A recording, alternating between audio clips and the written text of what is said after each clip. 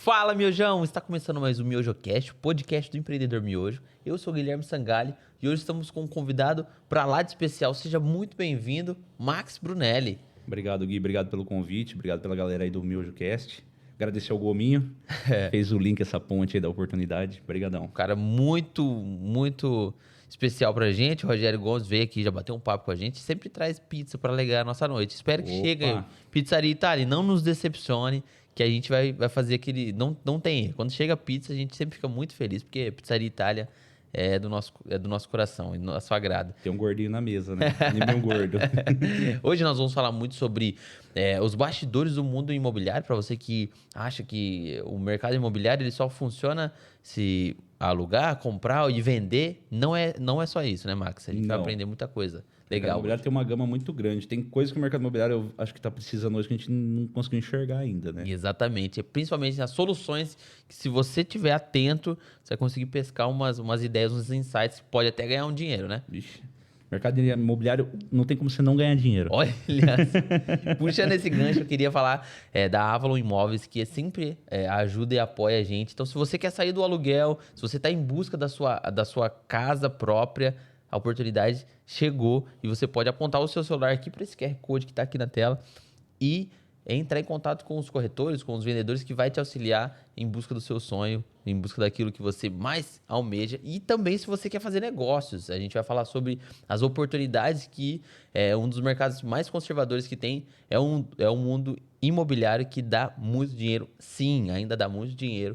Então, se você quer investir também em imóveis, pode apontar o QR Code aqui ou entrar no link que está na bio aí que você vai conhecer um mercado muito legal que a gente vai falar muito disso hoje. Max, para a gente entender um pouquinho, hoje você atualmente é um engenheiro de imobiliário, é um cara muito técnico, muito teórico. Como que você se autodetermina quando eu te pergunto qual que é a sua especialidade, Max? Cara, hoje eu sou um empreendedor, né? Especializei no mercado imobiliário, comecei trabalhando bem novo mesmo, numa empresa que inclusive prestava serviço para a antiga construtora Rossi. Comecei tirando certidões, né? Porque certidão era papel carbonado. Então, ia comprar e vender uma área, então você tinha que tirar todas aquelas certidões cíveis no fórum, né? Preencher os formulários, tudo certinho, montava a pasta, o dossiê, levava para os advogados que iam avaliar e entender o risco de comprar ou não uma área, um imóvel e afins. Com o tempo, fui entendendo melhor sobre o mercado imobiliário. A gente teve um pico muito grande no mercado de cessão de direitos e obrigações, salvo engano, no ano 2009 ou 2011. Então, eu trabalhava na parte técnica, mas não entendia muita parte comercial disso. Depois, quando eu fui começar a entender a parte comercial, esse mercado de cessão de direito e obrigação baixou, né? E aí, saí do mercado imobiliário para trabalhar no mundo jurídico, né? Uma das minhas formações é a parte de direito.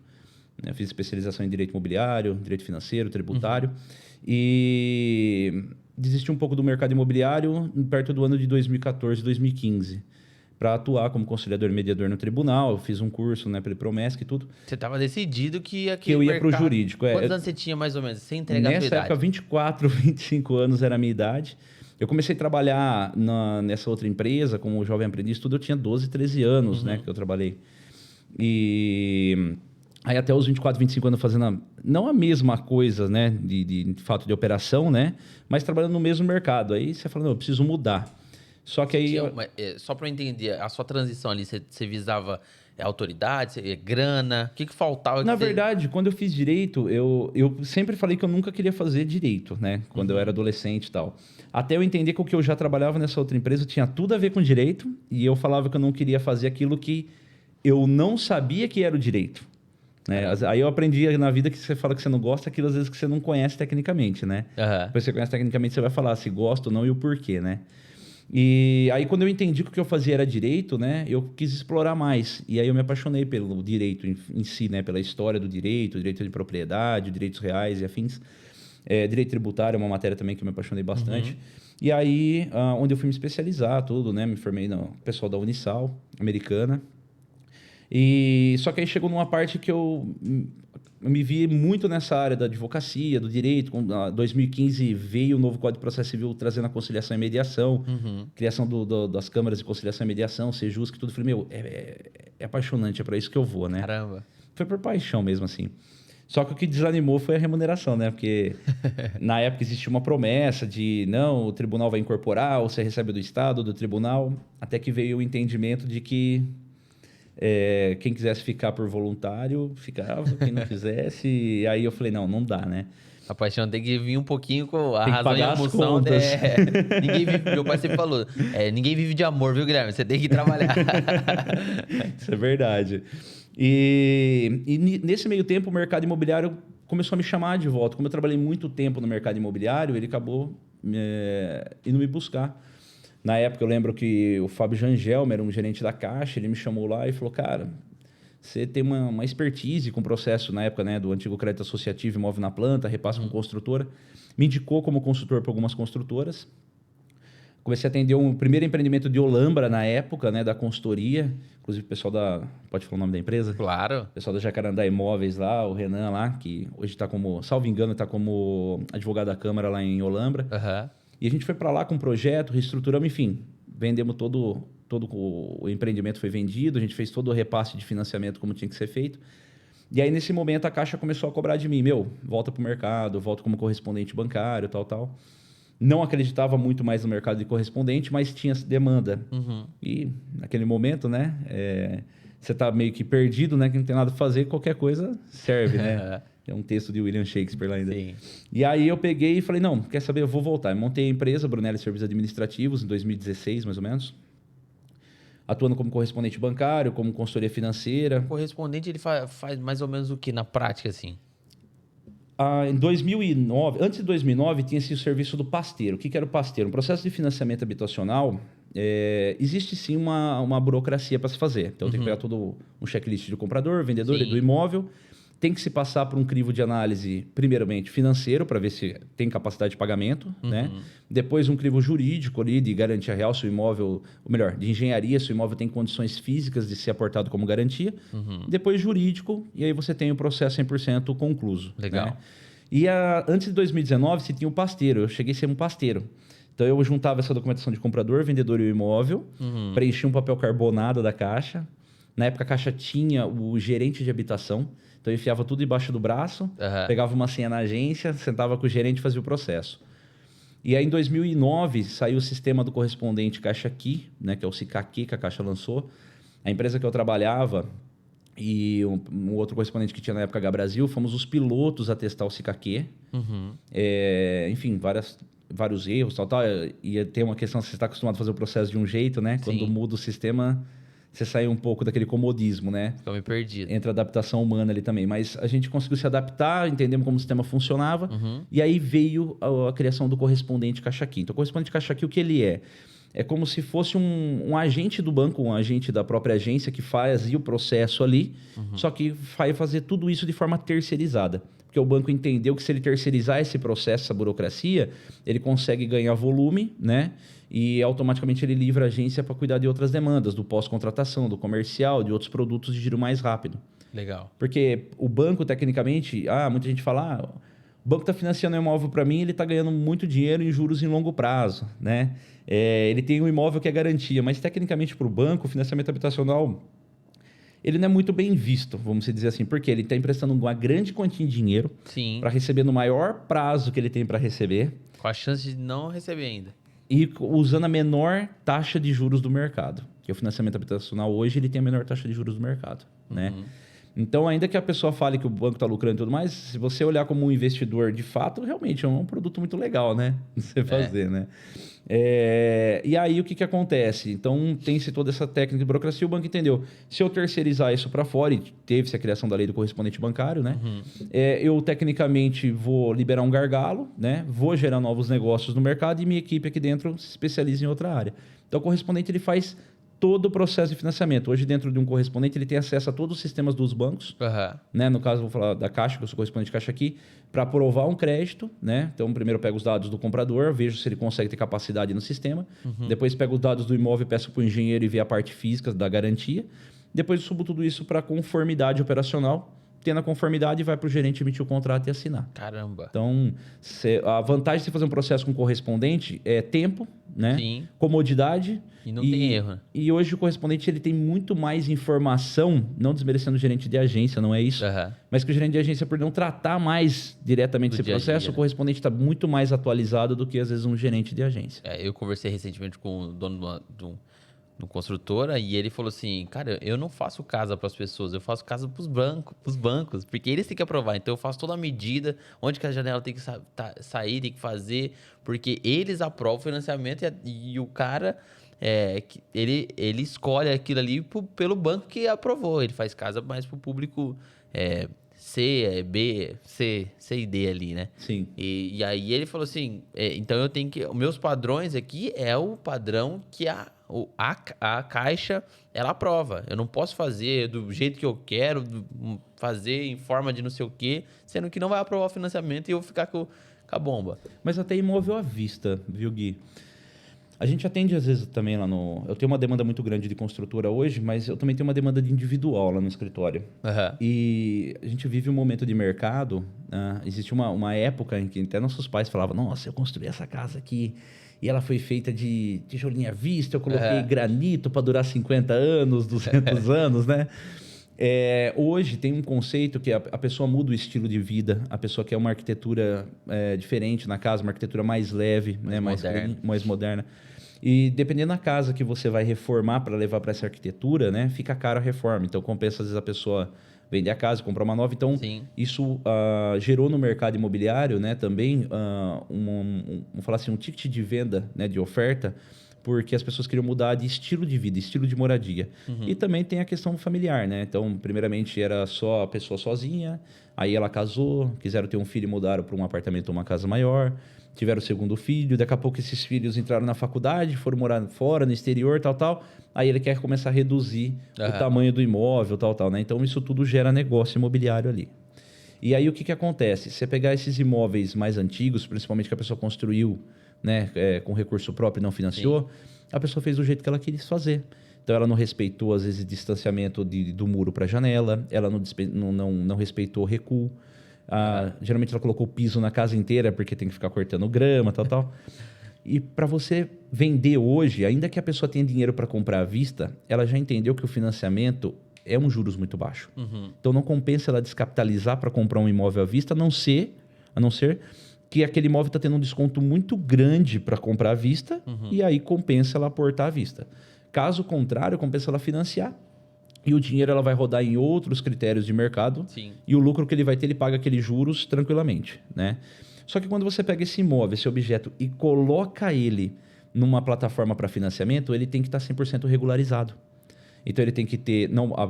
o proprietário, né, que está vendendo o imóvel naquele momento, ele tem que ser proprietário legítimo daquele imóvel. Então, ele tem que ter registro, né, na matrícula como proprietário. E aí você se depara com um monte de gente que tem um contrato de gaveta, né?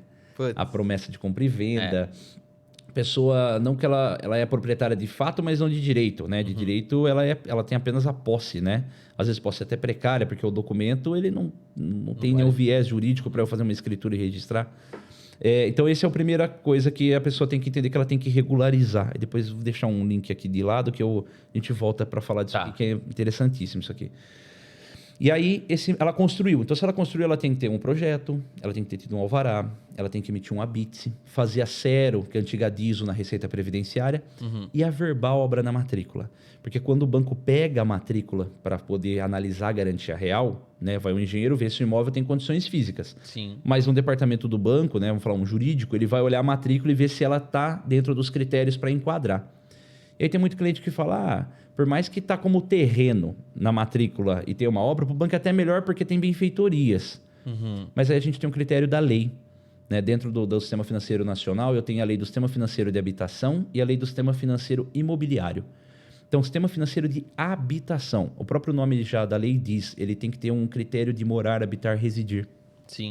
E aí, naquela matrícula, ainda que o imóvel fisicamente está construído, mas se naquela matrícula ali tiver constando apenas terrenos, você concorda que, ainda que num bairro residencial, eu consigo morar e residir num terreno? Então, eu tenho uma construção física, mas documento, que é o que o banco vai analisar, fala que é um terreno. Não vê construção naquele documento. Então, tecnicamente, eu teria que enquadrar aquilo na lei do sistema financeiro imobiliário e não no sistema financeiro de habitação. Então, muda a taxa de juros, muda prazo, muda N fatores. Cara, né? por um descuido ali... Só que aí, se a pessoa ficar inadimplente, eu tenho um problema na execução. Então, por quê? Porque eu já vi que fisicamente tem uma obra. Ou seja, o documento jurídico se confronta com a questão física do imóvel. E aí você tem que regularizar. Então, tá bom, regularizar até. Então, vamos pegar um engenheiro, vamos fazer um projeto e vamos emitir um habite. Aí, quando chega lá, vou dar um exemplo. Aquele bairro não permite construção e edificação com menos de 250 metros de terreno. E aí, 2 irmãos compraram um terreno e construíram 2 casas. Ou a antiga casa geminada, né, que a parede dividia, ou 2 casas de meio terreno. São 2 paredes grudadas. Fisicamente, eu tenho 2 imóveis num terreno de 250 metros. Não, mas são 2 terrenos de 125. Mas a lei diz que não pode terreno de 125 naquele bairro, não cabe desmembramento. Caramba. Então, juridicamente, eu não consigo, né, regularizar aquela construção na prefeitura. Teve uma época que uns advogados olharam e falaram, peraí, em incorporação imobiliária, eu consigo pegar vários imóveis e colocar eles em metragens menores do que a prefeitura fala, porque eu estou criando um condomínio edilício, né? Aquele condomínio onde eu tenho área privativa e área comum, tal. Né? Lei de condomínio edilício de 64, lá de Caio Mário. Aí ele falou, um condomínio edilício pode ser 2 unidades ou milhares de unidades. Então, se eu fizer um condomínio edilício de até 2 unidades... Eu crio um condomínio de até 2 unidades, o banco vai ter que engolir isso como... A prefeitura vai ter que engolir para regularizar, porque eu estou fazendo RI, né?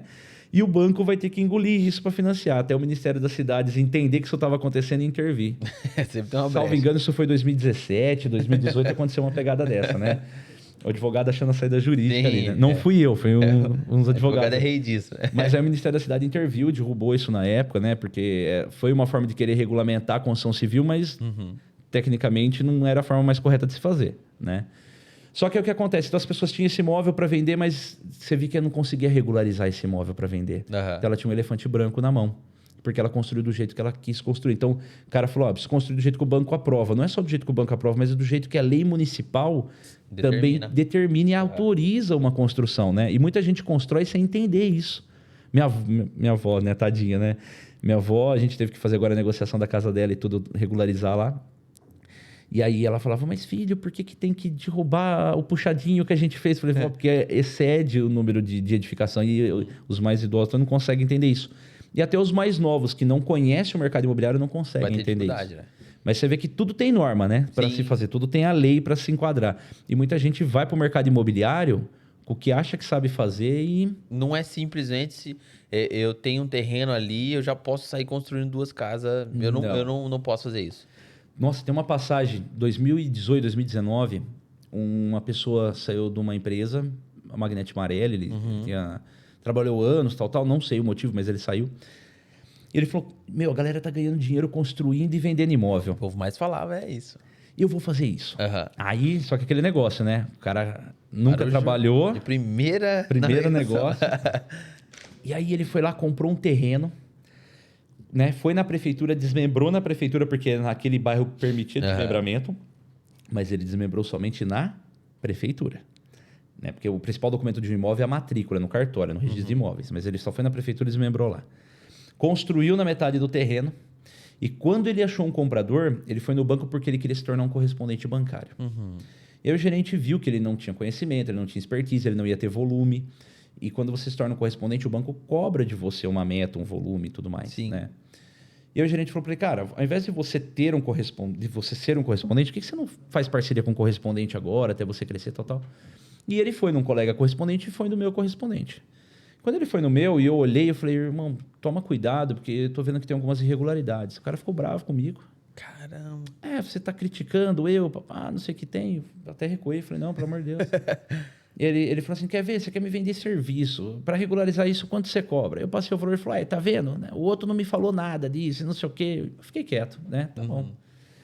Aí o cara foi, fez a venda, fez o financiamento para quem comprou aquele meio terreno e pegou o dinheiro e construiu no outro meio terreno. Quando ele foi vender o outro meio terreno, né, os outros 125 metros, uma nova casa que ele construiu, Fez o processinho no banco, chegou na parte da conformidade, o banco falou, legitimidade de parte aqui inconforme, o vendedor não é o verdadeiro vendedor na matrícula. Por quê? Porque como ele não desmembrou matrícula em cartório... Ficou tudo no nome do cara. Ficou tudo no nome de quem comprou o primeiro. Puta. E tudo em garantia do banco. Então era o banco que era o dono do... Verdade. Acaba sendo o caso da alienação fiduciária, né? Mas o que acontece? O cara entrou em surto e desespero, ele foi brigar com outro correspondente, foi brigar com o gerente, quis entrar com processo, tal. Caramba. Procurou um advogado amigo meu, inclusive. E esse advogado amigo meu ligou e falou, cara, eu tô com um processo aqui para entrar contra o banco, tal, preciso de uma consultoria sua para entender. Quando eu fui no escritório desse amigo meu, eu olhei e falei, conheço esse cara. Pô. Ele falou, sério? Eu falei, sério. Ele foi no meu escritório, eu falei para ele... Não adianta você entrar com ação contra o banco, você vai perder. O banco tem razão. Ele deu a garantia, ele assinou. Sim. Né? Ele só não sabia como regularizar esse imóvel. E aí eu falei, cara, tem como a gente tentar uma solução administrativa. A gente vai entrar no banco, vamos ter que fazer o desmembramento mesmo, vamos entrar no banco pedindo para desmembrar parte da garantia real, acionar o banco, né? Vai ser um processo moroso. As chances de a gente conseguir isso no administrativo é muito maior do que no judiciário. O judiciário não vai conseguir. Mas isso tudo tem um custo, e lógico, o custo daquilo, depois que o erro foi gerado, é muito maior do que o anterior. Que dá mais trabalho também. E, cara, eu volto a falar isso, salvo engano, 2018, 2019. Caramba. Né? Tinha muita informação já, tecnologia já, né? E 2021 eu ainda escutava essa conversa dentro das agências de que o cara não conseguiu resolver o problema dele, estava com processo e... Ou seja, tudo que ele pegou de verba rescisória para se tornar um big de um empreendedor, né, de um construtor no mercado imobiliário, a questão de achar que sabia fazer tudo e não buscar quem já estava no mercado, né? Eu falo investir em conhecimento, né? Acabou gerando ele, né, um prejuízo, uma perca. Aí eu comecei falando, no mercado imobiliário não tem como você perder dinheiro, né? Realmente não tem, né? O que faz você perder dinheiro é a falta de conhecimento. Imediatismo, talvez, né? Porque o mercado imobiliário, ele é lucrativo hoje. Sim. Se você fizer tudo errado, ainda você tem uma casa. Mas, puxando esse gancho, a gente viu na internet muitos os gurus falando, não compre casa, não compre casa. Compensa mais você viver de aluguel do que comprar uma casa porque ela deprecia. Até onde você vê isso como verdade, até quando não? Cara, eu acho que o mercado imobiliário ele tem para tudo hoje, para quem quer alugar, para quem quer comprar, né? E eu acho que tudo é uma questão de momento de mercado também, né? Oferta e procura e afins. Eu hoje tenho essa política, não comprar e alugar e girar o dinheiro no mercado, né? Só que aí você tem que começar a olhar, vamos olhar um período. Nós tivemos um tempo que o Minha Casa e Minha Vida, ele chegou a ter um fomento muito grande aí, tanto por projeto de governo, quanto pelo Banco do Brasil, Caixa Econômica Federal. E aí muita gente foi comprando.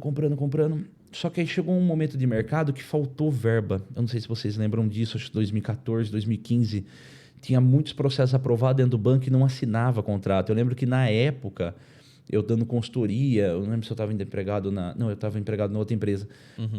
Nós chegamos a ter 4, 5 meses sem assinar nenhum contrato porque faltava dotação orçamentária no sistema para assinar. Faltou grana nos fundos imobiliários. Fundos, porque Minha Casa Minha Vida você usava recurso do fundo de garantia, né?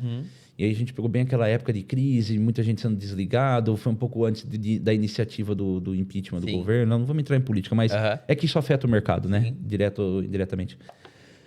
E aí o que começou a acontecer? Famílias começaram a se constituir, contar que eles iam entrar para morar num apartamento, numa casa financiada. E aí não assinava o contrato, ele não entrava. Então o que ele começou a fazer para resolver o problema, para não morar na casa da sogra? Vamos alugar. E aí o mercado de locação começou a crescer, oferta e procura. E o valor do aluguel começou a ir lá para cima. E até quem já morava de aluguel antes começou a ver que não compensava mais ficar pagando aluguel porque aquilo estava ficando muito caro. Né? E a compra e venda baixou por causa de falta dentro de fundo imobiliário.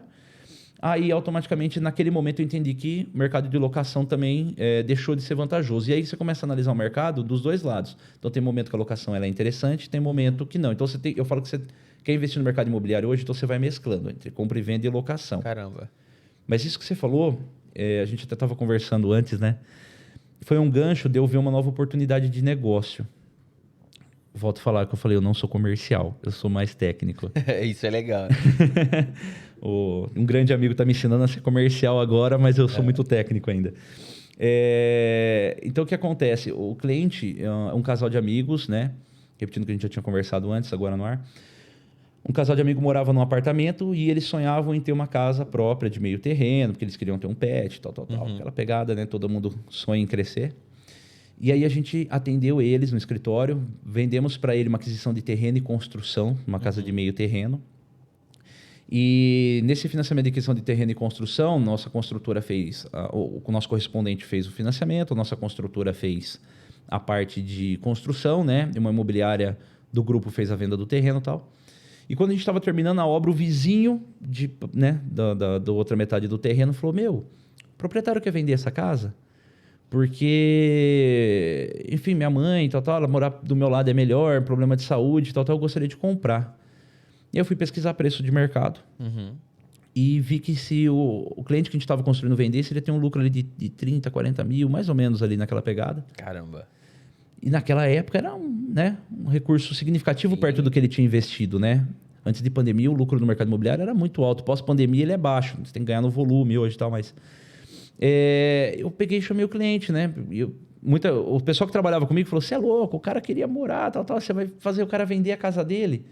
E aí é onde eu vi, quem vende um imóvel para algum cliente, a gente estava falando isso, o cara que vende uma camiseta, um boné, um short, dentro de um ano, até um ano, vai vender várias outras vezes para uma pessoa. Mas quem vende um imóvel não vai vender outro em um ano.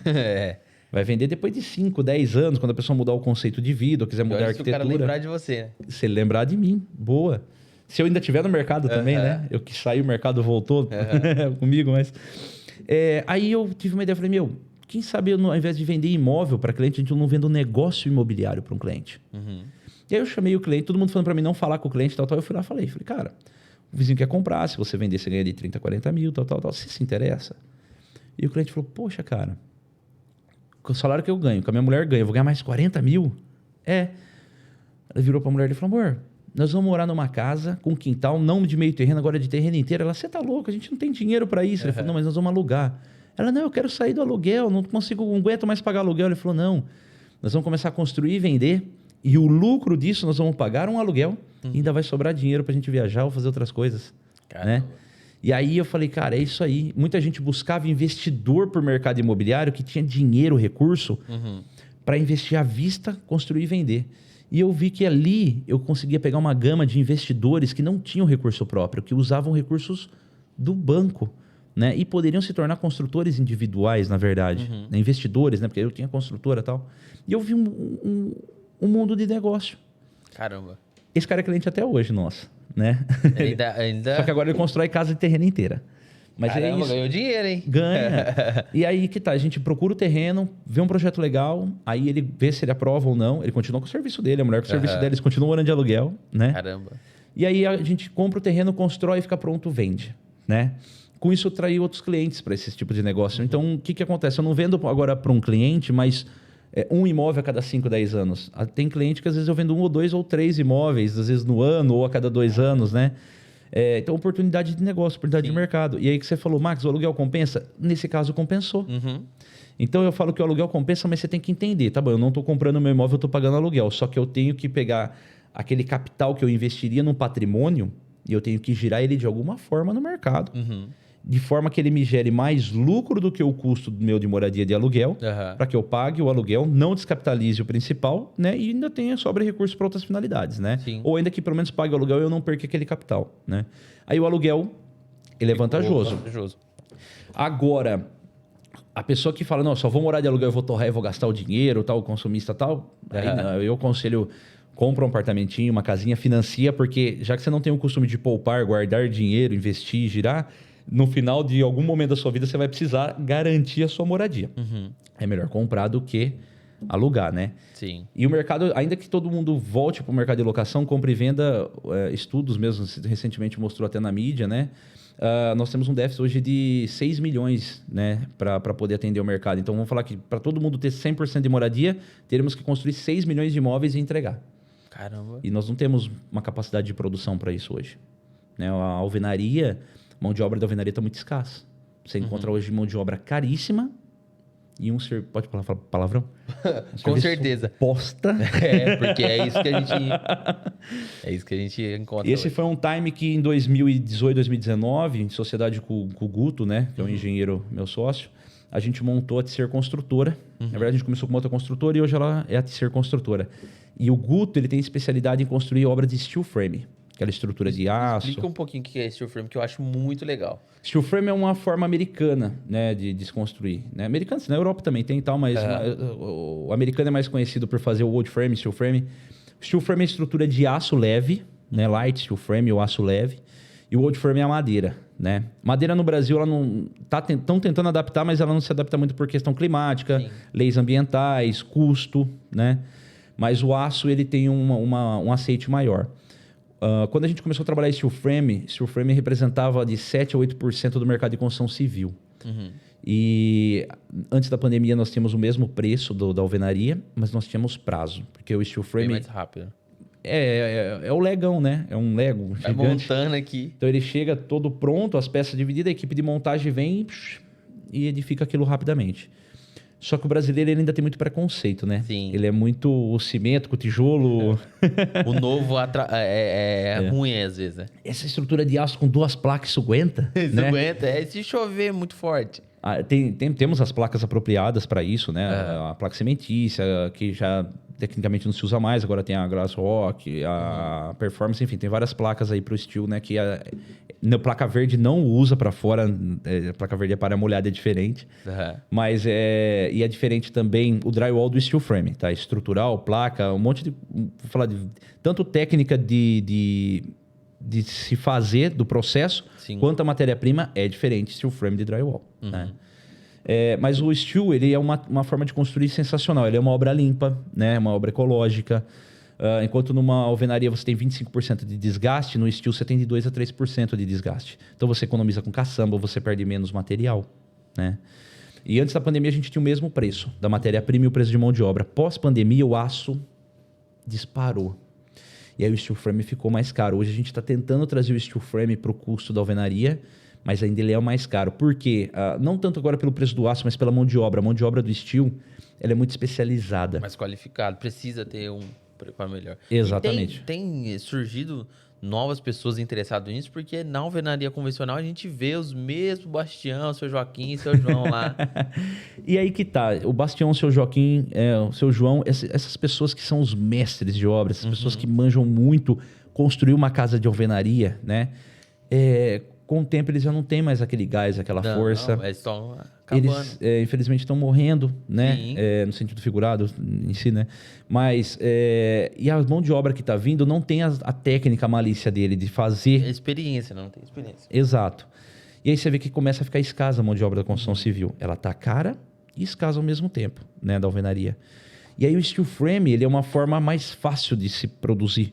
Existem alguns cursos profissionalizantes. Lá no grupo empresarial nosso agora, a gente está montando uma carteira de curso técnico de steel frame. Caramba, que legal. A gente tem uma sala de aula, a gente vai começar também com curso online e tal. A gente vai começar a preparar uma galera também para o steel aí para o mercado. Mas tem hoje escolas, né, que preparam isso. E até antes de maio desse ano, né, nós só tínhamos uma da Tec, que validava a forma de construção. Né? Era como se fosse um laudo técnico que a Saint-Gobain tinha feito para explicar como que se fazia o steel. E aí nós tivemos o preconceito do consumidor, né? Nós tivemos... Opa, ó, Siri tá aqui escutando, hein? Nós tivemos então, o preconceito do mercado. Nós tivemos o banco que, para fazer o financiamento habitacional, caía muito um departamento de engenharia do banco que, ora, o engenheiro entendia que aquilo era risco. Poxa, não vamos fazer. Ora, ele entendia que não era risco, o outro, né? Engenharia aprovava e ficava uma briga lá, aprovou a obra de steel, aqui não aprovou, tal. Putz. Até que em maio desse ano teve o 5º congresso, salvo engano, do Steel Frame em São Paulo. Nós fomos convidados, nós estivemos lá. E lançou-se a norma BNT, ou seja, Steel Frame padronizou-se como uma construção comum no Brasil. Né? Não é mais uma construção diferenciada.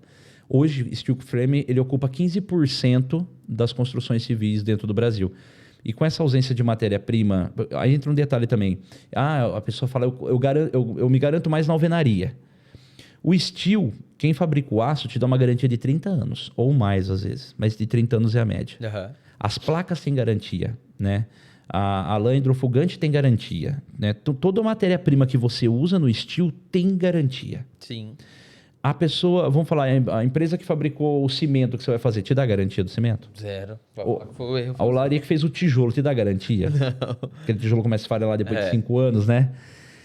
E aí o que que acontece? O brasileiro ele se pega naquilo e sendo que o steel dá muito mais garantia para ele do que a alvenaria, né?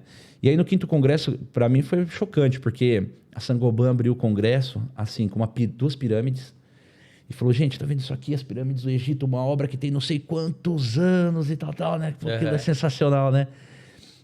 Só que isso é alvenaria. Então, há não sei quantos anos antes de Cristo já se fazia alvenaria, até hoje você faz alvenaria. Chegou a hora de você inovar, né? E aí ele veio com toda a tecnologia do steel frame. Apresentou novo produto no mercado, né? Um base coat que você passa para acabamento que substituiria o cimento, que se você furar com parafuso e jogar água, ele vê do parafuso, ele não deixa entrar água, enfim. Caramba. A elasticidade, né, do base coat também, porque a casa de alvenaria, o concreto, o cimento que você passou, ele secou, ele começa a dar trinca, né? Rachaduras ali, trincas, né? Filtração. E o steel você não tem isso, cara, né? Então eu falo, o steel ele tá vindo para revolucionar o mercado de construção civil. E hoje as smart houses, as casas inteligentes, elas são muito bem vistas. Sim. E aí você vai passar toda uma tubulação numa casa de alvenaria, então passa maquita, é muito mais mão de obra, é muito mais caro você automatizar uma casa de alvenaria que se automatizar uma casa de steel. E a gente vê que por ausência de mão de obra, se a gente ficar falando aqui de vantagens e desvantagens, o steel tem 1 milhão de vantagens, né? E nós já estudamos o mercado e entendemos, nos próximos 10 anos, o steel vai buscar e vai chegar em 70% ou mais da construção civil no Brasil. Caramba. A Saint-Gobain acredita nisso, enfim, várias empresas estão acreditando nisso no Brasil. E nós, como uma das pioneiras construtoras em steel frame, acreditamos totalmente nisso. E nós montamos para o mercado, né, para atender X obras. E hoje, de verdade, a gente está precisando... Por que a gente quer montar a escola de steel frame? Porque a gente precisa de mão de obra de steel. Sim. Tem muita gente interessada em vir, né? Só que precisa qualificar, porque eu pegar alguém para ir lá como... Não desmerecendo servente de pedreiro, pelo amor de Deus. Os caras são grandes profissionais aí, mas para me pegar um cara para bater massa de cimento, tal, né? Não, tecnicamente eu preciso ensinar muita coisa técnica para ele. É só ensinar uma receitinha do bolo ali. Como agora, mexe? para fazer o steel, não. Para fazer o steel eu preciso ensinar mais para a pessoa fazer certo, né? E a gente está aumentando a equipe porque a gente já duplicou a demanda do que a gente tinha previsão de steel. Caramba, que legal. Quanto tempo que, comparado uma casa da mesma metragem para a alvenaria para o steel, quanto tempo demora uma e outra? O steel frame pelo menos de 30% a 40% mais rápido. Nós tivemos um resultado, em Paulínia se construiu a primeira usina de gás metano, salvo engano esse é o nome correto de usar lá, que é o gás de composição do lixo, né? Para transformar em energia elétrica. E eles construíram a primeira usina do Brasil em Paulínia. Como o projeto era americano, as casas de comando precisavam ser feitas de steel frame. No Instagram nosso da Tisser tá lá as imagens da obra que nós fizemos. Nós somos a construtora que fez as casas de comando ali. Nós edificamos 500 metros quadrados nas casas suspensas, porque por baixo tem que passar todo o cabeamento, tal, que ia ligar com a usina, que tinha, com a distribuidora de energia que tem ali do lado, né? Então, para você fazer ela já elevada numa laje inicial, leva-se mais tempo do que você fazer ela, né, do térreo, né, normal. Sim. Nível 0 ali. Nós fizemos 500 metros quadrados em 52 dias, 53 dias. Do chão batido ao acabamento. Caraca! 4 casas de comando nós fizemos. 8 mil pessoas trabalhando lá? Nada, cara. Nós tivemos... um grupo foi equipe de 6 pessoas, outra equipe de 4 e equipe de 3 pessoas. Né? Que nós fizemos 4 casas de comando, então para cada casa de comando nós tínhamos uma equipe aí. Então, se for ver, nós não chegamos a 15, 20 mão de obra ali trabalhando e nós entregamos esse resultado. Aí, uma obra dessa, eles exigiram, né, todos os termos técnicos de garantia. Então, tinha garantia do aço, tinha garantia da lã hidrofugante, da tela hidrofugante, da lã, da placa, do base coat, da tinta. Então, tudo teve laudo de garantia que teve que apresentar. Cara, isso é muito louco, porque é uma evolução que a gente tá vendo acontecendo já, né? Porque uma das coisas principais que eu vejo é a mão de obra da alvenaria, ela não tá acompanhando o mesmo ritmo. A gente vê hoje os pedreiros, os mestres de obra nadando de braçada porque não tem quem faça. Então você fala assim, mano, é melhor deixar na mão dele porque não tem outro para fazer. O que eu vou fazer? Então eu acredito que o steel pode solucionar e sanar esse problema aí. A questão que eu queria saber é custo, assim, margem. É vantajoso investir, trabalhar Se com você isso? pensar no prazo, Mas eu falo para você que é construtora. Vale, então, hoje, vale para a nós que pena somos também? construtoras, hoje, pra falar a verdade, a gente está trabalhando com uma margem muito apertada no mercado. É o que eu imaginei. Porque Seja pra não no- estourar muito Seja na no ponta. alvenaria ou seja no steel frame. Nossa margem está muito apertada. Vamos dar um exemplo. Tanto a alvenaria quanto o steel, chega no momento que eu preciso colocar piso, Aham. né? O revestimento. Menos de um ano atrás, cara, a gente estava trabalhando com mão de obra de revestimento, pagando 35 metros. Mão de obra boa, mão de obra filé mignon, era 35, 40 reais o metro. Mão de obra ruim, 25 reais o metro, né? 20 reais o metro. De um ano para cá, uma mão de obra ruim é 80, 90 reais o Ô, metro. louco. E não acha. E não acha. E não acha. O ruim tá trabalhando ainda. E o ruim tá trabalhando. E você vai pegar o ruim, ele vai te atender daqui 3 meses. Caramba. Por causa da demanda de mercado. Você entendeu? Aí vem os vinílicos, vem alguns pisos tentando resolver esse problema, tal, né? O cimento queimado no chão agora, né? Sim. A nova moda do verão, eu falo, né? Nosso escritório, inclusive, a gente fez todo o cimento queimado no chão, no Fica teto. muito bonito. Velho. E você tem agilidade para fazer também, né? Então, assim, o mercado ele vem se inovando por causa da ausência da mão de obra, né? A mão de obra tá ficando escassa e cara. E aí o mercado tem que se inovar com isso. Caraca. Mas a minha pegada hoje no grupo é realmente estudar mercado, é realmente estudar oportunidades, seja de financiamento, seja compra e venda, regularização, construção. Então eu fico mais no departamento de novos negócios ali do grupo, né? Eu fico olhando para novos mercados, novos negócios, novas parcerias e vou buscando isso daí. E são coisas assim que não tá saturado, né? Tem espaço para mais gente chegar, para ganhar dinheiro, para... Falei agora de pouco, né? São 6 milhões o déficit de habitação. Né? E se você pegar para estudar, o estado de São Paulo, salvo engano, representa 40% disso. Né? Se você pegar a região metropolitana de Campinas aqui dentro do estado de São Paulo, a gente está falando desse déficit, ele representa quase 50%. Então a gente está na melhor região metropolitana do Brasil para construção civil. Tanto que as maiores construtoras, Campinas não é capital de estado, e as maiores construtoras do país estão aqui dentro. Né? Caramba. Elas estão olhando para cidades... Campinas já inchou bastante, né? Elas estão olhando para cidades ao redor. Paulínia agora limitou o loteamento também, por causa da lei, né? Sim. Mas aí você tem Hortolândia, né? Também está chegando no lápis. Sumaré é uma cidade que tem muito para crescer no mercado imobiliário, né? Montemor é uma cidade que está começando a expandir com o mercado imobiliário, ninguém estava olhando, né? Elias Fausto e tal. Elias Fausto, se não me engano, está com um loteamento aéreo lá, que vai ter pista de pouso e você vai taxiar o seu avião até o quintal, até a garagem da sua casa. Caramba. A gente já tá com o pessoal lá da loteadora com projeto para fazer obra de steel também, estamos numa pegada com isso daí. Mas você vê que a região metropolitana de Campinas ela tem um déficit muito grande de construção civil. Então o investidor quer vir, galera, quer entrar nesse mercado, a única coisa que eu falo, ele é um mercado que tecnicamente você precisa conhecer as normas. Porque senão entra, num resumo geral, aquilo que quem você conhece falou. Eu tenho que construir o jeito que o banco financia. Sim. E o jeito que o banco financia é o jeito que a prefeitura regulariza, é o jeito que o mercado aceita comprar. Então existe toda uma estrutura de normas para isso. E as pessoas têm que entender que precisam conhecer das normas para atender essa necessidade de mercado. A gente estava falando também nos bastidores, a galera fica focada só em comprar, eu tenho uma casa, mas tem muita casa para vender e a galera tá deixando de lado um negócio muito interessante que você falou, que as casas instagramável, né? Que hoje muito se vive de mídia, de conteúdo. Então, essas casas que ela tem um ar de padrão de Instagram, elas dão muito lucro, né? Dão.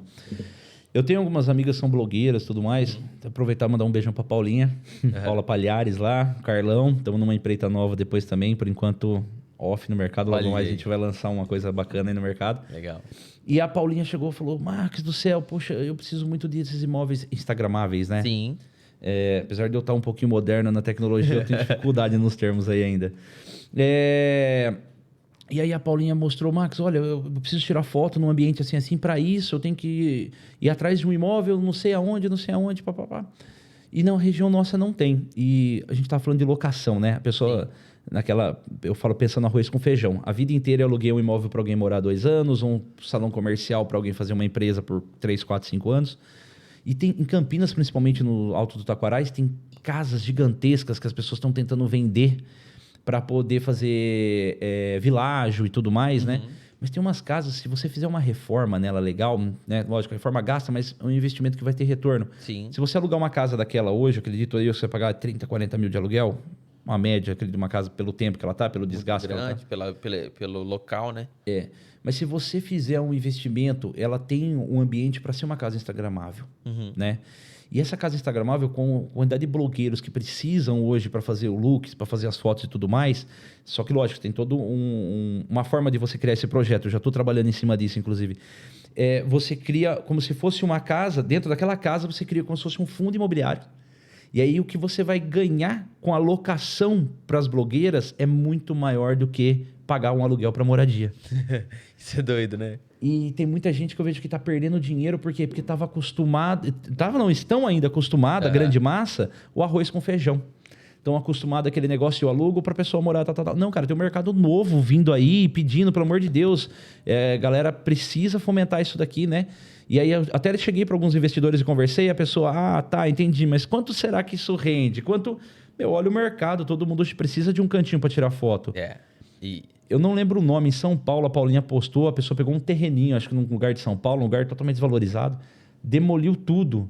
E o que seria um cômodo de uma casa como se fosse de meio terreno, cada cômodo ela fez um ambiente com cada cômodo ela fez um cenário, e nesse cenário tem 5, 6 ambientes. Caramba! Ela fez, tecnicamente, um espaço instagramável, né?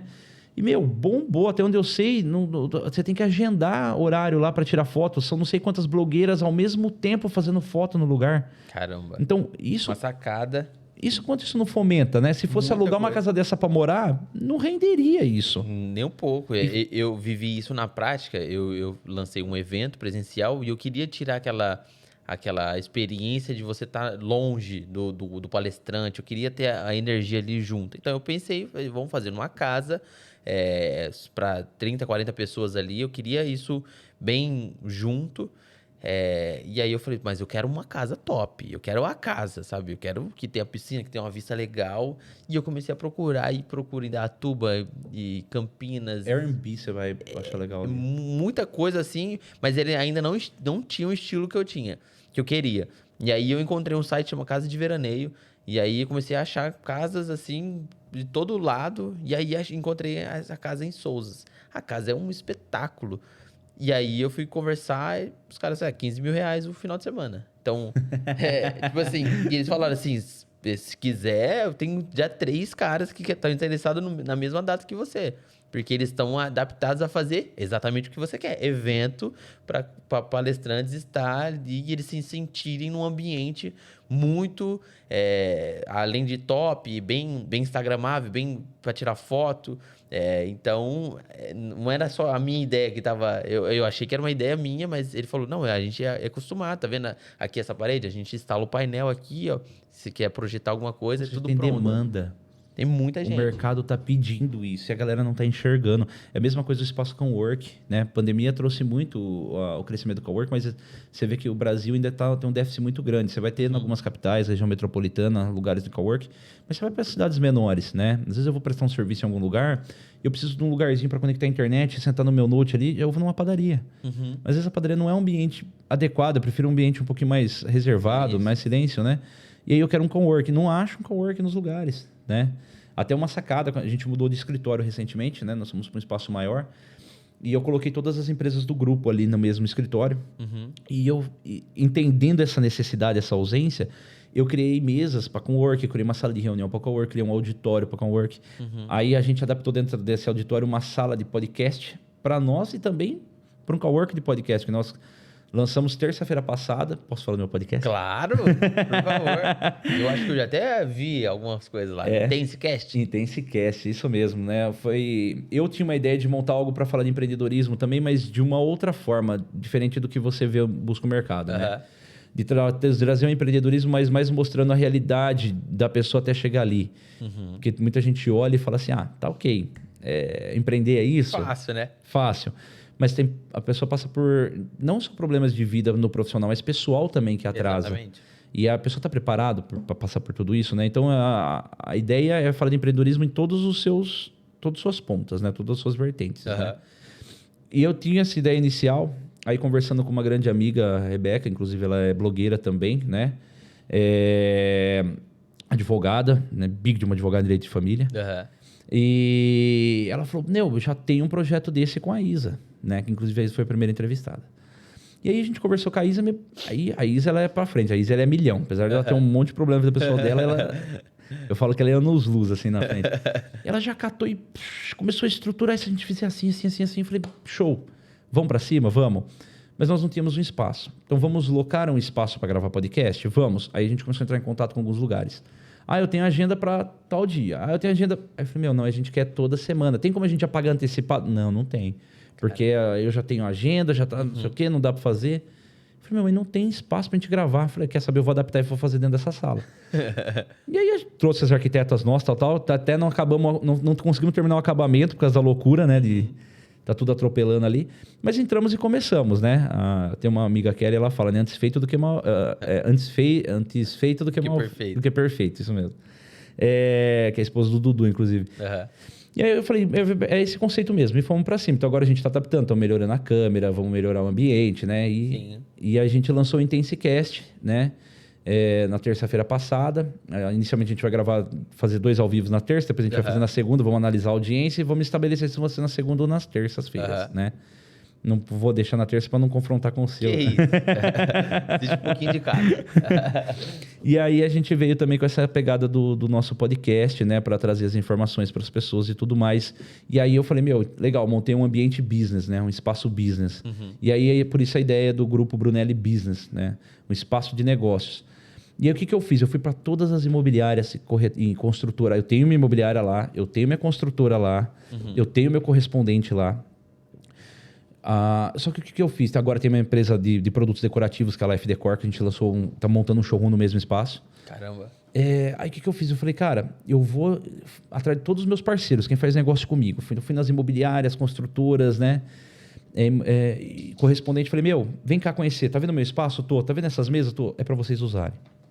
Então, quem já é cliente nosso tem um desconto gigantesco no Cowork para usar. Quem não pode local cowork de mesa, sala de reunião, auditório para fazer negócio lá. Inclusive hoje, um parceiro grande de São Paulo, ele tem um escritório na Paulista, mas ele atendeu um pessoal aqui na região. E aí ele já, preciso da sala para as 2h da tarde até as 5h30. Bati na agenda, lá não tá, salão de reunião com toda a estrutura para eles, café, água, ar-condicionado. Que legal. E aí essa ideia de trazer o cowork. E por que eu tô falando do cowork? Porque a mesma ideia de você unir várias pessoas visando um negócio, né? Mundo business, nesse mundo de blogueira e tal, a visão das casas para locação. Então, você queria alocar a casa, outras pessoas também, mas a grande pergunta é, todo mundo ia usar todo o espaço da casa? Não, talvez não. Dependendo do tamanho da casa. Eu não ia... que nem ela falou assim, já tem mais 4 quartos aqui. Eu falei, não, os quartos eu nem quero, só quero essa parte aqui, ó. Então, e R$15 mil. E já pensou, então... Aí eu falo, né? Ideia de negócio, né? É o que eu fico procurando hoje. Por que não uma empresa para gestar isso, então? Então a empresa olha, tenho 3, 4 pessoas, deixa eu entender a questão, né, de volume que vai usar. Então, às vezes eu posso unir 2, 3 pessoas e montar uma organização e fazer o evento das 3 pessoas dentro da mesma casa. Eu pego o custo de 15 mil e divido por 3. Fica 5 mil cada um. E eu atendo a necessidade da alocação, né, nessa outra plataforma que você buscou a locação, não sei se é o Airbnb, onde que foi lá e tal. Mas e aí a ideia da casa instagramável. Né? Então, pegar essas casas grandes no centro de cidades que não conseguem vender por causa de regularização ou inventário e afins. E aí, por que não criar uma empresa para ir dentro dessas casas, trazer parceiros de loja, como a gente vai falar de blogueiro, tal. Então, vamos trazer material de construção, arquitetos, tal. Vamos reformar essa casa, faz um contratinho como se fosse um fundo imobiliário com aquela casa. Olha eu entregando a cereja do bolo aqui, mas que eu me empolgo com isso, né? Mas aí você dá uma solução financeira para aquele imóvel que está parado, aquele elefante branco que está parado, né? Com certeza. E você atende uma necessidade de mercado que está aí muito grande. Então eu acho que falta isso para o mercado imobiliário. As pessoas pararem de olhar o arroz com feijão, a compra, venda, locação, né? Fazer um diferente. E entender que o mercado imobiliário ele é muito mais do que isso. O mercado pede mais do que isso. E quando você vai falar com as pessoas, principalmente os mais antigos que têm dinheiro para investir e tal, eles se sentem recuados. E estão perdendo uma gama de mercado violenta. Cara, isso é muito legal. E eu queria saber como que você consegue administrar tudo isso, né? Eu não durmo. Porque na minha cabeça é isso. Você tá com todos os cabelos ainda aí, não tá caindo no seu cabelo. Como que é pra você hoje no grupo? Quais coisas você tá diretamente assim linkado? Eu hoje estou linkado mais em novos negócios. Eu ainda tenho que gestar muita coisa que está na minha mão. eu estou terceirizando para minhas plataformas, né, para meus pilares, né? Eu tenho um pilar em cada empresa, né? Então a Samantha é meu pilar na Brunelli Serviços Administrativos, é minha sócia ali. Estou reestruturando meu pilar na imobiliária, né, recentemente. Meu pilar na construtora é o Guto, né? Ele é meu sócio na construtora e na loja Life Decor também. Legal. Então, eles tecnicamente eles cuidam das operações mais técnicas e eu vou visando mais negócios para o grupo, né? Então, eu vou visando novos negócios, como eu consigo alavancar mais as empresas do grupo, aonde eu consigo, qual é o espaço de mercado essas empresas do grupo, elas conseguem estar e elas não chegaram ali ainda e por que não? E aí eu vou montando esses planos de negócios para levar ali. Só que ainda eu tenho muito na minha mão, né? Contratos, que é a parte que eu faço, que é a minha especialidade, tributário, que é a parte que eu faço, né? Algumas consultorias. E aí eu tô pegando outros pilares meus, né? Até tenho um grande amigo que fez direito comigo, o Renan Bena, Dr. Renan Bena, advogado lá. E eu tô trazendo ele. A família tem uma rede de farmácia, ele também ajuda muito a gestar a rede de farmácia, advoga também muito bem. Só que eu tô tentando trazer ele. Eu falei, cara, você vai ter que ser o pilar nesse déficit meu agora, né? E tô puxando a orelhinha dele agora no ar, hein, ó. E ele tá se preparando, assim, para isso, ele já entende muito, ele já tá comigo já há 3, 4 anos já trabalhando paralelo, né? Então, essa demanda minha de produção ainda eu tô colocando mais na mão dele ali. E hoje eu me vejo mais com novos negócios, né? Como mais um player ali pro grupo, né? Um player de negócio, um player de mercado. E eu tô indo atrás de novos parceiros, de novos negócios. Eu quero olhar aquele mercado onde ninguém conseguiu pisar ainda e o que o mercado tá precisando. Explorar, exatamente. É isso que eu tô querendo hoje pro grupo. Cara, e você vê o mercado, tanto para novos negócios ou para o mercado imobiliário, ele melhor pós ou pré-pandemia? Você acha que vocês viveram um momento melhor pré-pandemia? Agora vocês estão se recuperando? Como que tá o mercado imobiliário pós-pandemia? Eu não vou mentir para você que toda mudança causa um medo. A pandemia assustou muito a gente no custo. Eu confesso que eu não estava preparado. E que a gente tinha começado a construtora em 2019, começamos a pegar obra, alvenaria, steel. A gente tinha uma estrutura de contrato, ainda que nós tínhamos uma forma de correção de valor de contrato, algumas obras pegou a gente de surpresa e nós tivemos uns prejuízos grandes em pandemia, né?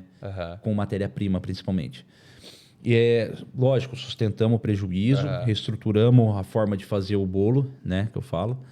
E ali a gente sangrou um pouco. Então, como Max, né, grupo Brunelli Business, para nós o começo da pandemia foi um pouco preocupante, a gente acabou desacelerando um pouco de mercado. Sim. Mas Max, nesse modo de olhar mercado imobiliário, a pandemia acelerou muito o mercado. Porque as pessoas começaram a ficar dentro da própria casa. Então ela olhava para aquele cômodo o dia inteiro, ela falava, eu preciso reformar isso. Né? Enjoava, né? Enjoava.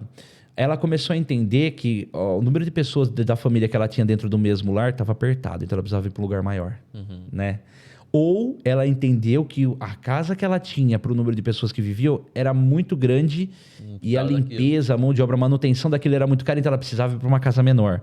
Então, o fato das pessoas ficarem mais dentro da própria casa, isso fez acelerar o mercado imobiliário. Aqueceu o mercado. Eu que não estava preparado, desacelerei. Eu falo porque eu sempre analiso muito isso, né? Eu não sou parâmetro de mercado. Eu estou no mercado há muitos anos. Tá bom, mas às vezes uma situação de eu acelerar ou desacelerar ou é um acerto meu, é um erro meu. Mas eu tenho que analisar isso e deixar isso aqui de lado. Agora eu vou analisar o mercado. Como que o mercado tá? E aí onde eu vejo que eu estou perdendo espaço no mercado, eu estou ganhando espaço no mercado, né? Eu faço essa comparativa. Tem muita gente que eu converso que ela vende o mercado somente com o que aconteceu com ela.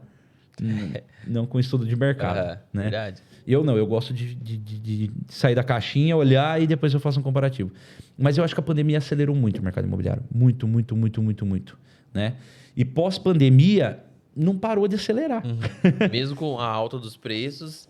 A galera continua consumindo, o financiamento habitacional continua vindo aí, a procura por financiamento tá alta, a procura por construir tá alta ainda. Por quê? Porque é uma necessidade de mercado, é uma demanda de mercado. Essa demanda, volto a falar, para a gente atender 6 milhões de pessoas hoje, resolver um problema de moradia no Brasil, não tem matéria-prima e mão de obra suficiente. Isso hoje. Né? Vamos falar daqui 10 anos, vão aumentar o número de famílias, vão aumentar o número de necessidade, o conceito de moradia. O número vai ser muito maior, então você nunca vai conseguir apagar esse incêndio, Vai vamos dizer assim. diminuir o número dos caras que faz mão de obra hoje, porque a gente vê que eles não acompanham a curva, né? Os mestres de obras de hoje já estão numa idade mais avançada e eles não estão tendo sucessores, né? Por isso a ideia de moradia coletiva. Uhum. Eu comecei a escrever um projeto, né, que era para o meu mestrado, né, fala do condomínio edilício, o surgimento do condomínio 2000 anos antes de Cristo, na antiga Babilônia, o crescimento global dele, a inclusão no Brasil, né, pela ocupação portuguesa, né, no Brasil, né, as ordenações filipinas, afonsinas, manuelinas, que eram as normas da época, e aí a constituição, né, do condomínio edilício por Caio Mário, em 1964. Então, a moradia coletiva, ela antigamente se tinha para as pessoas de baixa renda, né? Para as pessoas carentes. Então, eles atendiam essa... Na verdade, na história, um pai acabava falecendo e eles moravam numa casa de 2, 3 andares. Então, se dividia os andares para os filhos, né? Isso que eu estou falando para você é a antiga Babilônia e tudo mais, né? Aí tinha a escada que era servidão de passagem, tal, tem todo um contexto histórico. Mas depois ela começou a atender as pessoas de baixa renda. Então, era mais barato eu fazer vários apartamentinhos, né, um em cima do outro ali, né? Custo de terreno, projeto, tudo mais. E eu consegui atender baixa renda. Depois, com o tempo, a moradia coletiva, né, os condomínios, começaram a ir mais para uma classe média alta por questão de segurança. Né? Parte de segurança, que é um déficit muito grande hoje do Brasil também. E aí, por questão de segurança, vamos para um condomínio. E hoje, não é mais... a questão de custo, não é mais a questão de segurança, é uma questão de necessidade para atender demanda de mercado. Exatamente. Né? Então, de fazer com um volume mais rápido, fazer de uma forma mais acelerada. Então, hoje se precisa da moradia coletiva para atender demanda de mercado. Muito legal. Eu queria saber o seu maior desafio dentro desse mercado. O que você acha que você já passou, você acha que ainda vai passar? Um desafio que você lida, que te preocupa, ou que já te preocupou muito? O que me preocupa todo dia é o financeiro, né? Pô, Max, tá falando de um mercado desse? Mas cara, porque você que tem empresa, você que tem, né, uma estrutura, um grupo, o custo é alto. Né? O giro é alto, mas o custo também ele é alto. Então, o financeiro é algo que me preocupa a cada segundo, a cada momento. Então, pandemia, eu já olho pro caixa da empresa, eu olho pro faturamento. Você é o cara das planilhas. Planilha da planilha. Planilha da planilha da planilha. Excel do Excel do Excel. Ah, mas tem sistema. Legal, mas eu vou pro Excel. Eu sou da década de 90. Eu sou do MS-DOS, né? Do Windows 98. Então eu vou lá na planilhinha, né? Aí agora, né, não fazendo polêmica, nem falando nada, mas essa mudança de governo assustou. Muitos investidores tiraram o pé do mercado, né? Agora estão voltando a pisar de novo, mas de uma forma... Eles querem mais segurança, eles querem liquidez, querem segurança jurídica, né? Então, eu tenho que ir lá, voltar para minhas planilhinhas, voltar para o meu planejamento, né, de garantias e reestruturar para ir para os investidores e falar, ó, tá aqui uma segurança, vamos para o mercado, né? Então, o que me preocupa muito, de verdade, ainda é sempre o financeiro. Por quê? Porque eu falo que o mercado imobiliário ele é muito rico, né? Mas, dependendo da situação de mercado que a gente tem, ele pode se tornar um mercado muito pobre. Um grande exemplo que a gente tem de fator histórico, né, é Grécia, 2008. Né? Nós temos o mercado norte-americano, né, com as antigas hipotecas, se eu não me engano, foi 2008, foi nessa também, época foi também, de 2008. Então, como eu estudo muito essas questões, né, agora faz tempo que eu não estou me apegando mais na questão histórica, eu estou indo mais para a atualidade. Futuros. Casatec. Casatec. Depois eu vou falar um pouco dela aqui. Por favor. Puta de um projeto aí do Dudu. Eu tô indo mais para as inovações agora, mas como eu estudei muito fator histórico, aí eu vejo ainda que a coisa tá andando, mas eu nunca deixo de me preocupar com o financeiro. Sim. Eu sou muito pé no chão com isso. Eu sou muito... Eu vejo que tem que ter muita liquidez naquilo, né? E eu sou muito conservador nessa parte. Então, Max, o que mais te preocupa em empreender tudo isso hoje é as mudanças de mercados voltada à questão econômica do mercado imobiliário. Muito legal. E puxa o gancho da Casatec, o que seria uma casa tecnológica? Nós temos um cara aí que eu vou chamar ele de louco consciente. Esse é dos meus. Dudu Rocha é o youtuber da tecnologia. É um cara sensacional que eu conheci recentemente. Se tornou cliente de uma das minhas empresas. Foi se tornando cliente de outra. Foi se tornando parceiro. Mais recentemente eu vi uma proposta dele aí que eu perdi o rumo de onde eu ia. Mas já entendeu que nós já estamos aceitando essa proposta, estamos acertando as linhas de como a gente vai fazer esse novo negócio junto. Mas esse meio mundo, ele simplesmente olhou assim, tá legal, eu tenho Alexa, eu tenho isso, blá. Cuidado pra falar delas. Ah, é? Elas começam...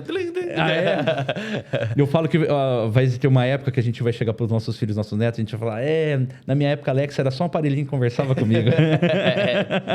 Que mora o perigo. Mas a tecnologia, ela tá muito avançada, né? Sim.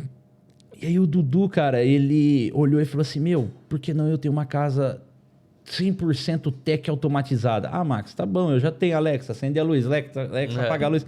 Não, ele quer um negócio além disso, cara. Ele quer um negócio que vai se comunicar com o óculos dele, que vai se comunicar com o carro. Caramba, integrar tudo mesmo.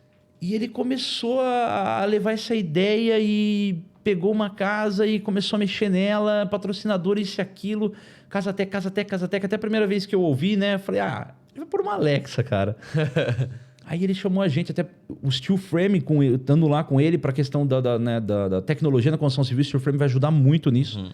E a hora que ele me mostrou o verdadeiro projeto da Casa Tech, cara, eu falei, isso é muito além de uma Alexa. Caramba. Tudo bem que hoje a Alexa seria uma central de comunicação para isso, mas o negócio ele vai muito além do que só acender uma luz, do que só ligar uma televisão. A gente está falando de comunicar com a torneira, de ter os conceitos já prontos. Ele chega na casa dele, sei lá, e fala, não sei o que, gamer. A casa inteira se prepara para aquilo. Hoje modo relaxar, a piscina, o retroprojetor, enfim. Não vou entregar toda a cereja do Dudu aí, mas realmente não existe no Brasil o que ele quer fazer. Não existe. Caramba. É um puto no projeto. Eu sei que grandes empresas, grandes da Amazon e outras grandes empresas estão com ele nessa, né? Nós agora também, Grupo Brunelli Business, está com o Dudu ali. A gente já gravou uns vídeos, colocamos nos Easters. Ontem a gente estava discutindo projetos, fachada e tudo mais. E a Casa Tech está vindo para revolucionar o mercado. Né? E eu vejo que é igual o carro, né? Antigamente, eu vou comprar um carro, vidro elétrico ou manual, né? Hoje tem mais manual, cara. Tudo vidro elétrico, se tornou uma coisa padrão. E eu tô vendo que vai chegar num momento que a pessoa vai olhar assim, sua casa, mas sua casa não é tech e essa é. Então, isso vai começar a mudar até chegar no dia que todas vão ser tech, né? E tech no sentido do conceito que o Dudu trouxe. Eu falo que o Dudu trouxe essa marca para a construção civil. E aí eu mostrei um mercado para ele também, nessas visões que eu tenho, e aí onde ele me fez uma proposta e a gente está querendo ir para o mercado para revolucionar a construção civil com a tecnologia. Caramba. Eu não tenho acesso à tecnologia, quem tem é 100% Dudu, eu conheço o mercado imobiliário. Aí a gente está unindo o que eu conheço, o mercado imobiliário, com o que ele conhece de tecnologia, e de verdade, a ideia é 100% do Dudu, ele quer revolucionar o mercado imobiliário. Caramba, então muita coisa vem e muita coisa vem para a região aqui de Campinas. Essa Casa Tech é na região de Campinas, cara. Caramba. Entendeu? A ideia dessa Casa Tech é na cidade de Sumaré, inclusive. Que legal, legal. Cara, eu queria que você desse uma dica, um conselho para um cara que está iniciando no mundo e ele quer entrar nesse mundo imobiliário, ele está caminhando ali, fazendo alguns estudos, um jovem que quer entrar nesse mercado. O que você aconselharia? Primeira regra de um jogo, conhecimento, né? Se você não tem preguiça de estudar, se não tem preguiça de ler, cara, vai pesquisar, entender sobre compra e venda à vista, compra e venda financiada, entender um pouquinho sobre regularização do imóvel, né? O processo para uma BITS, para uma Cero, para um registro na matrícula. Eu acho entender principalmente a segurança jurídica, né? Eu quero fazer coletivo, então eu tenho que fazer RI, incorporação imobiliária. Eu quero fazer individual, então eu tenho que seguir os trâmites, eu tenho que ser proprietário de fato lá, né? Quem não registra não é dono, artigo lá 1227 do Código Civil lá e tal, né? Proprietário é aquele que tem o registro de fato junto com o cartório de imóveis.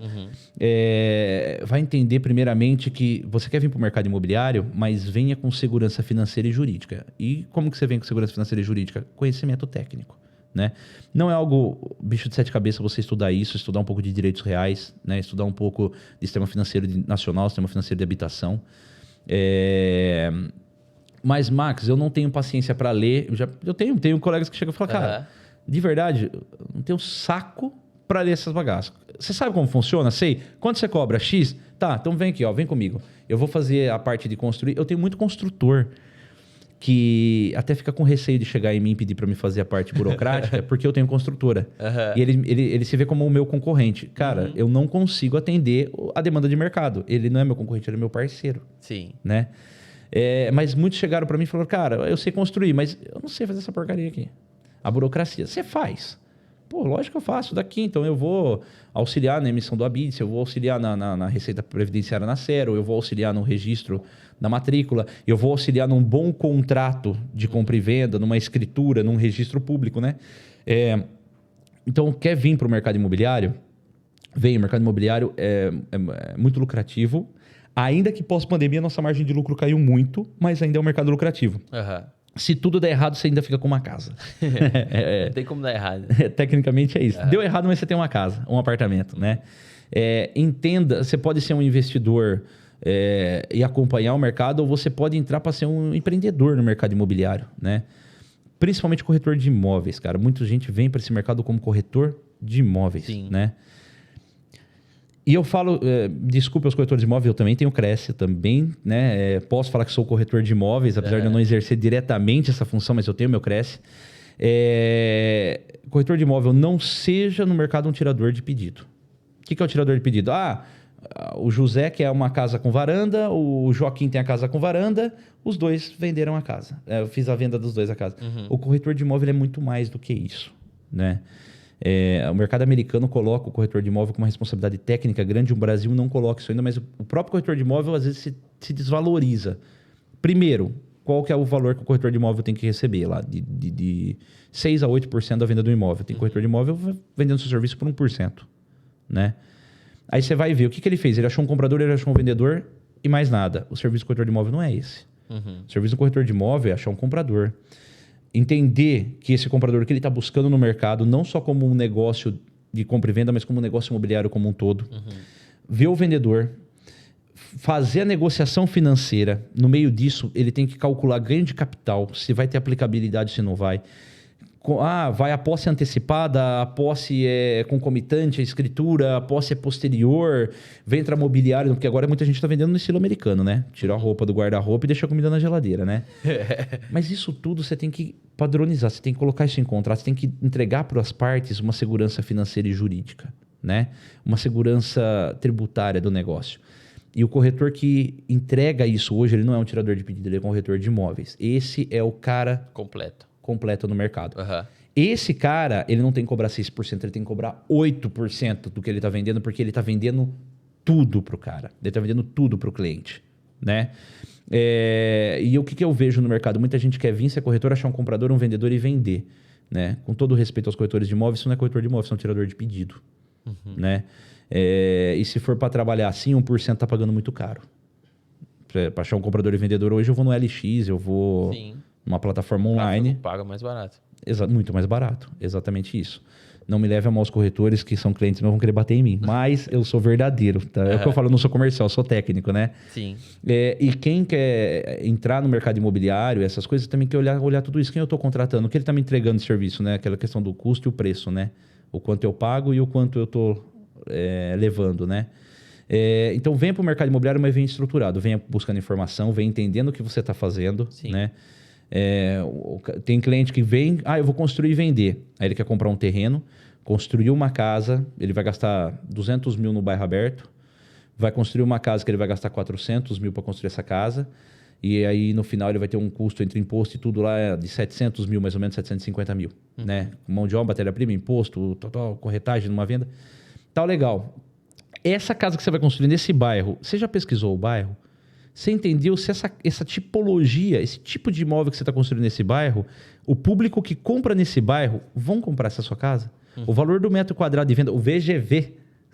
Aprendi que é VGV. Agora o Gui sabe que é VGV. O VGV vai atender a demanda de mercado que você está criando, né? Vai te dar uma margem de lucro legal? Cara, entendeu essa regrinha do bolo? Você está feito no mercado imobiliário. Caramba, então é bem mais profundo do que só Eu não ir acho lá. complexo, tudo bem que eu tô há anos, né? Mas eu falo que é tudo que você vai fazer é uma questão de estudar. Eu falei da Paula, da Paulinha Palhares aí, do Carlão, né, Franco? Eles me fizeram uma oportunidade de mercado que eu nunca fiz na vida, né? Não vou falar aqui, é segredo. É segredo ainda. Mas eu nunca fiz aquilo na vida. E a primeira coisa que eu fiz foi começar a estudar mercado, né? Então, entender, para vender isso, tem demanda, não tem, como que funciona, tá. E aí eu olhei e falei, pô, é realmente um mercado legal para colocar um pouco de dinheiro e trabalhar. E eu falei para eles, eu vou com vocês nessa daí, vamos investir uma grana, vamos fazer um tipo de negócio. Então, não só o mercado imobiliário, mas acho que tudo que você vai fazer, eu acho que você tem que estudar um pouco, acho que você tem que entender antes de mergulhar de cabeça. Pra não ser superficial, né? Exatamente. Última pergunta pra gente finalizar. Eu queria que você deixasse uma dica, um conselho pra aquele cara que tá no fundo do poço, que ele não sabe mais o que fazer, é um empreendedor que ele já fez de tudo e parece que ele não se achou ou que ele quebrou e tá devastado ali. Não sei pra onde ir, se eu mando o currículo, se eu continuo, tento de novo. O que você falaria pra esse cara? Empreender é correr risco. Aham. Você não quer correr risco, não empreenda, né? Nesse período que eu tô aí, muitas pessoas quiseram vir de parceira comigo, mas ela queria pegar o avião no ar, sentar na janela e apreciar a paisagem. Mas ajudar a limpar o avião, abastecer o avião, verificar o pneu do avião, eu falo, né? Fazia o servicinho que tem ali que fazer para o avião decolar, não estava afim. Então, assim, e você tem todo esse risco na hora que você começa a fazer isso, né? Primeira regra empreender é correr risco. Então, você está no fundo do poço porque você correu um risco, deu tudo errado, você está no caminho certo. Eu não cheguei onde eu cheguei acertando só. Eu acertei algumas vezes, mas eu errei mais. Eu contei só o lado bom, mas nesse período que eu estava empreendendo, eu fechei uma empreita em Piracicaba, que eu precisei abrir uma filial lá. Eu tinha 20 mil na conta quando eu estava começando ainda, estava dentro dos meus, vamos falar, primeiro ou segundo ano de empresa, para atender uma demanda. E a empresa só ia fechar contrato comigo se eu tivesse uma estrutura montada em Piracicaba.